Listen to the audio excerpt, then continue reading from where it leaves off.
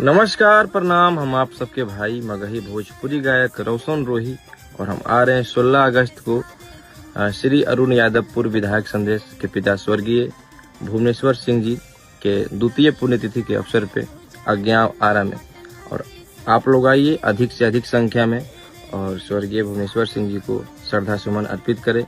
और इस कार्यक्रम के आयोजक मेरे बड़े भैया दीपू रानावत यादव, युवा राजद नेता।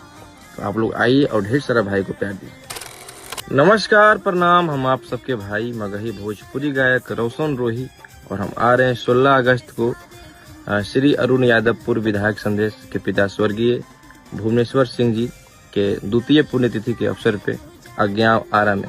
और आप लोग आइए अधिक से अधिक संख्या में और स्वर्गीय भुवनेश्वर सिंह जी को श्रद्धा सुमन अर्पित करें।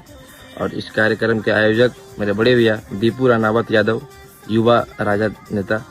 तो आप लोग आइए और ढेर सारा भाई को प्यार दीजिए।